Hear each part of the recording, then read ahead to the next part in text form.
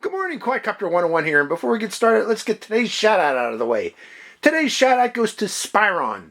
Spyron was first to say first in one of my recent videos, and thus wins this shout-out, so congratulations. Good morning, Quadcopter 101 here with a neat review of another neat new quadcopter. This is the KK10S GPS quadcopter. The KK10S is another folding drone. It actually is very similar to the JJRC H78G, if not really a rebranded version of the JJRC H78G, which I reviewed a couple weeks ago. But what's different about it is its shape. It appears to be a different shaped canopy, and it also uses a different app. Although the app is very similar, it uses the VSGPS app instead of the JJRC TST app. Now, what is special about this? It has GPS. Okay, this makes it very easy for this drone to be flown by most, even beginner pilots, as the GPS will hold the drone's position in space automatically and also return the drone home to you and land it if you get into trouble. If you lose signal, if you just want it to come back and land, you press a button and it'll come back and land, or on low battery it'll come back and land itself. What other thing is special about it? It has a 1080p HD camera that can be swiveled up or down by hand. You got to use your hand. It doesn't have a remote control to do such. But 1080p HD camera. However, this this drone does not have an SD card slot, which means the video is recorded directly to your phone via Wi-Fi. And that is 5G Wi-Fi. I've got to stop saying 5G Wi-Fi because it's confusing people. Via 802.11 AC Wi-Fi, 5th generation Wi-Fi. Not everybody has 802.11 AC Wi-Fi on your phone, so if you're considering this drone before purchasing, I strongly recommend you first verify that your phone is indeed 802.11 AC Wi-Fi capable. Okay, back to the drone. Again, it's a folding drone, uses 5G 802.11 AC Wi-Fi, 1080p camera. It's folding. Also, its blades are folding too. And with that in mind, the drone comes with a full spare set of blades if you do damage the blades on the drone. One other thing this comes with that I really like is this carrying case. Really nice carrying case for the drone and for its controller and for your optional items that you might want to carry with you, such as spare batteries. Nice carrying case it comes with. Okay, let's go over other things you get in the box. This is its controller. Very well labeled controller. All the buttons are labeled. Heads free, which is headless mode. Height hold, you can turn off the GPS on and off and switch between altitude hold mode and GPS mode by pressing this button here. Return to home and landing, you can activate by pressing this button here. Automatic takeoff and landing by pressing this button here.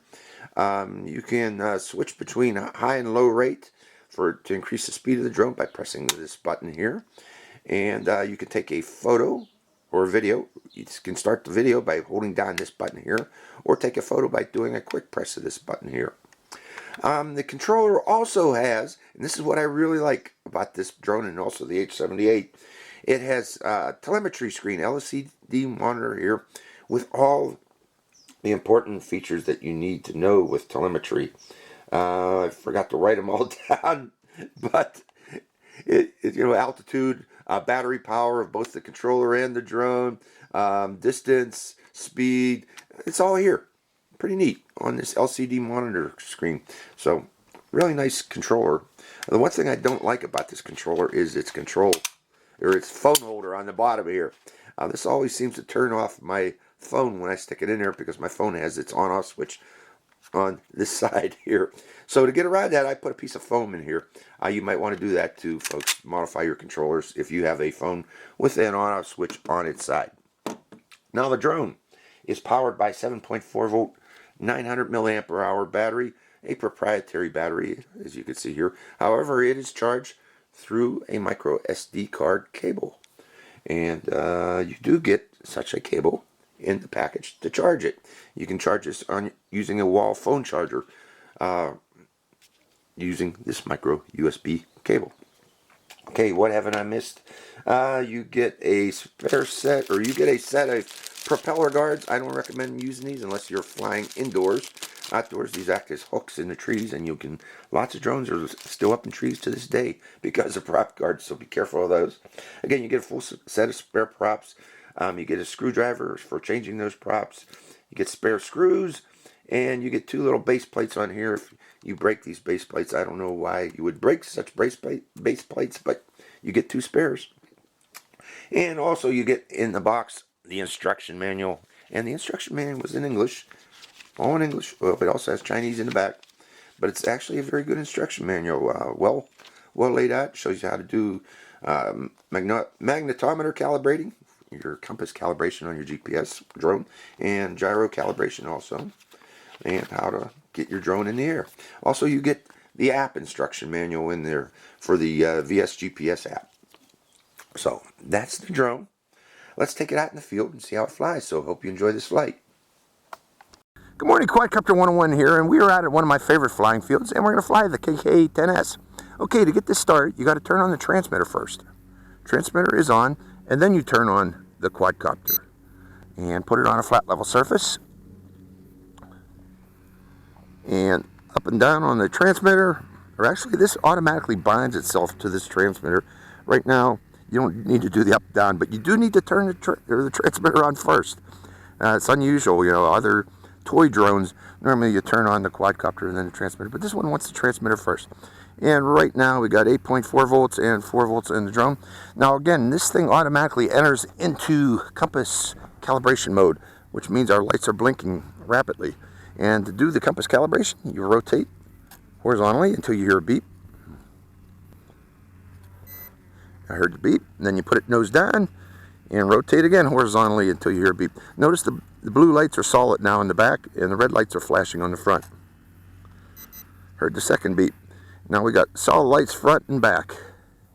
And based on my transmitter, we currently have 5 satellites, so we are still connecting to satellites.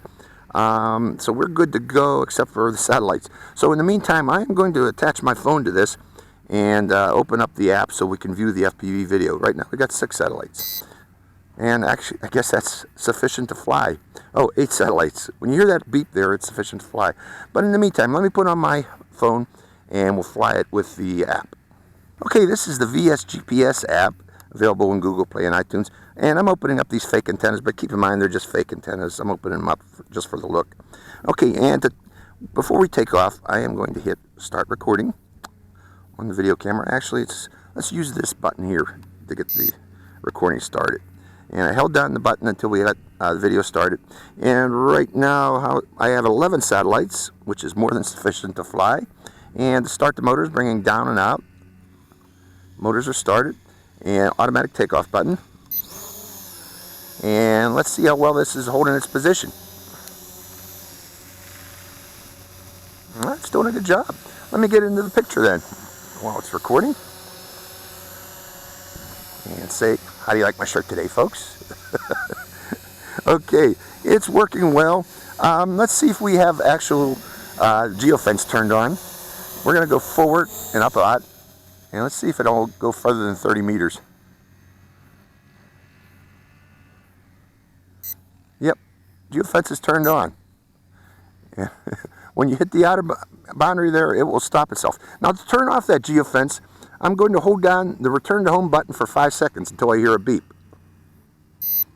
Now geofence should be turned off now, and we should be able to go out further. And we are. Okay, with that in mind, let's go up higher. Geofence is turned off now, so we can go out to a maximum of about 300 meters. And I'm going forward, not bound. Let me plop it overhead right now, right before I do go forward and not bound, because I want to put on my, first off, put on my glasses so I can see the drone better. And go up higher. Right to about there. And we're going to do a slow rotate around the area to record video. Oh, that's not slow rotate, that's the roll button. Okay, there's the yaw. Let's do a slow rotate around the area to show the area. Up there. How high are we here? 15 meters. Okay, we should be good. Let's go forward. And I want to go to the other end of the field over here, which is about 300 meters. We're going to head off to the skate park. which is off in that distance there. Going up a bit higher too. As we go up on, how's my signal? Signal strong. Got good GPS. We are 75 meters out, heading outbound. Let's increase the rate a bit. Intermediate rate. Okay. That gives us a little more pitch. And right there, I'm losing FPV, which is about 140 meters. Let me see if I can get it back. I'm not getting it back. So the range of the FPV signal was about 140 meters. Can I go a little further? No. So with that in mind, keep in mind, folks, that even with 5G, I'm only getting about 142 meters of FPV range. I'm going to hit return to home on the controller and see if it returns to home. Quick press. And it should be returning to home. And I see it coming back. Am I going to get signal back soon? Not really. Oh, there, I get signal back again. FPV signal. Here it is coming overhead. Let's see how accurate its landing is to its takeoff point. I'm seeing a bit of toilet bowl. So once it gets down on the ground, we are going to redo its compass calibration. It's a pretty big toilet bowl. Let's see if I can stop the landing. Yeah, I stopped the landing because it was toilet bowling pretty badly there. Let's land it. And we're going to redo the compass calibration. Right there. Okay, to do a compass calibration manually, bring both sticks down and to the right. And that should put us in, we should have blinking lights again. Nope. Maybe it was down and to the left. Hold on, folks. Okay, I did it through the controller. I had to hold it down for about 3 seconds. Down and to the right, both sticks. So, and before I do this, let me take off my watch, just in case my watch is interfering with the calibration. Okay, again, rotate until we hear a beep. And then nose down.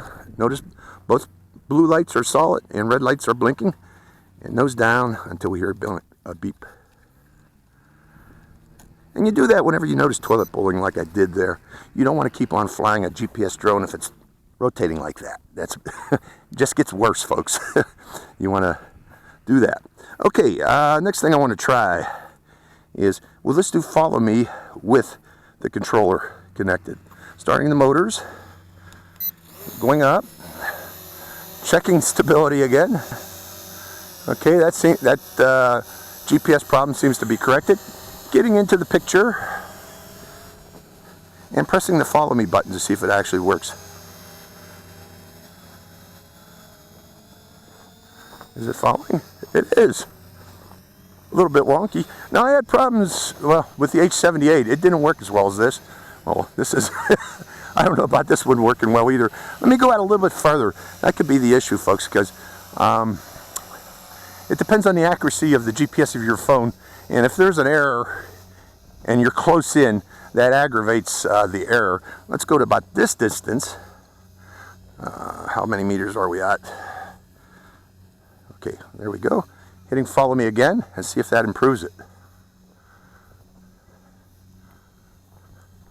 There we go, a little bit better. Still a bit jumpy. That's the thing about these toy drones. They don't do a smooth follow me. They work, but not the smoothest follow me, folks. Okay, with that in mind, let's stop follow me. That's follow me.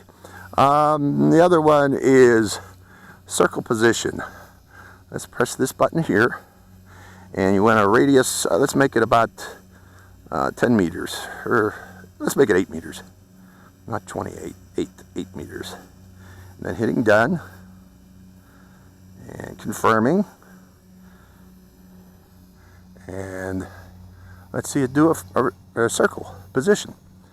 Now it's going to circle the position that it was at, and it's going to increase the radius to 8 meters, and that position was over here. And the circle position actually works very well on this one.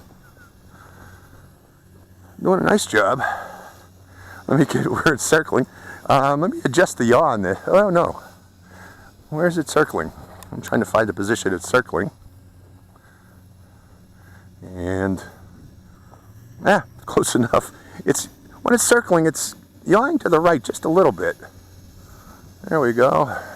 Now it's looking at me. And we're going to call Circle B. We're going to quit it right now. And next one, let's try waypoints. Waypoints button is there. And will the waypoint screen come up? There's the waypoint screen. And we're getting a map. So that's good. And then we're going to hit in the upper right corner, that coordinates button is that black dot. Let's click that and see if that centers on our position here, where we're at. And no. And the world is upside down in my, well, if you're in Australia, maybe it's not. Let's zoom in on this position here. I'm just going to zoom in manually to where we're at. Here in California, Ridgecrest. Zooming in some more.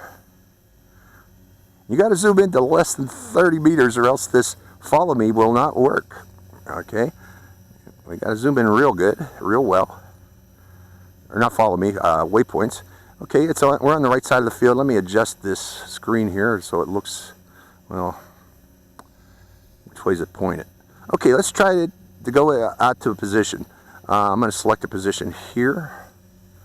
I guess we got to zoom into that red circle there, or the blue circle, and let's hit send. We're going to do a 1 point waypoint, and send. There it goes, and it's stopping itself right there. Okay, let's go ahead and zoom in a little bit more, and we're going to delete that waypoint. Waypoint deleted. And we're going to go there, there, and there. There's 3 waypoints that you can put in this, supposedly, and we're going to hit send. And hit send again. And there we go. So it's going to the first waypoint, second waypoint, third waypoint. They're too close. Let me delete them all. Let's try a little further away waypoint. There, there, and there, and hit send. Hit send again. Let's go into the first waypoint, turning, and what's it doing now? Going to the second waypoint, which is there. These are all close in. So the waypoints actually work on this. That's unusual because most of the toy ones that I've had, they don't work. The waypoint flying doesn't work. Let's go out a little further this time. We'll go there. If you can't get a waypoint, it's too far away. Okay, 1, 2, and then 1 back here, and hit send.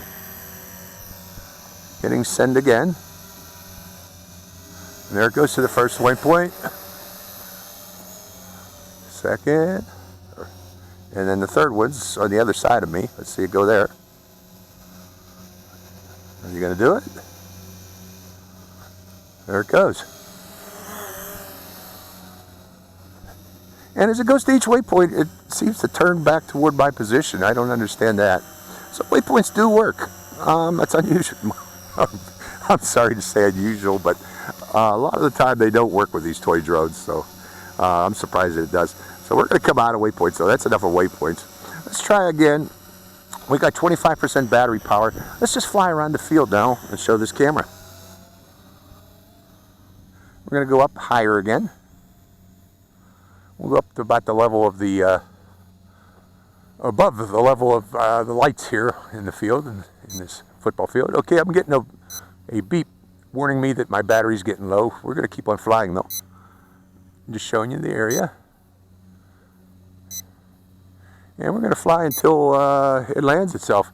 We're going to come down lower though, because I don't want it dropping from way up there, just in case it doesn't do a return to home properly.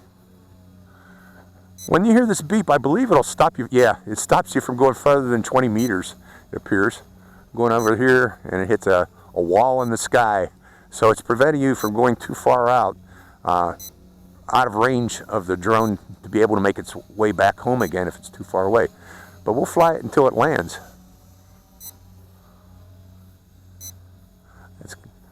Just zip it around over my head.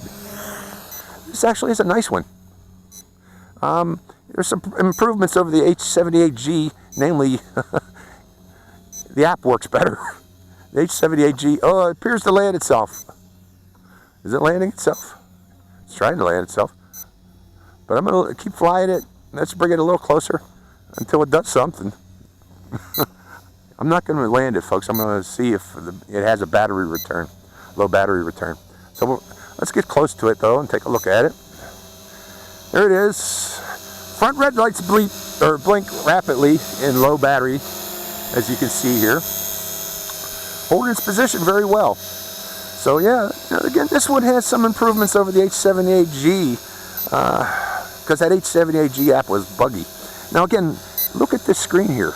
You really don't need, well, if you want to record video, you need your phone, but if you don't have your phone, you can just fly it for fun using the telemetry information available on the screen here. So overall, working well. Again, let's turn it again. Let's stop that video. I want to take a picture while we got battery power. Another picture. One more. This is pictures. Okay. And what are we down to? 16% battery. 16% battery, so let's fly it until it, at this level. Oh, there we go. Yeah, as you get down lower, it doesn't let you fly even far. The circle gets even smaller where you can fly. So we're going to fly until it lands itself automatically, or drops out of the sky, whichever comes first. Flying nicely. I'm not recording right now. We're just going to fly it. I want to show you its maneuverability. It is maneuverable for a GPS drone. This one's actually working well. I kind of like it. Is it third rate?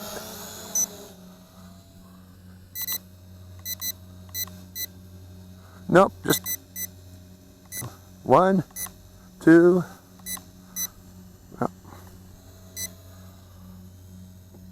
Two rates. What's our voltage? Okay, that's beginner's rate, nice and slow, and intermediate rate. Okay, now there we go. That's our low battery, full low battery. On that, you hear rapid beeping. It climbs. What's it climbing to? 12 meters or 20 meters height. 20 meters height, and flies back.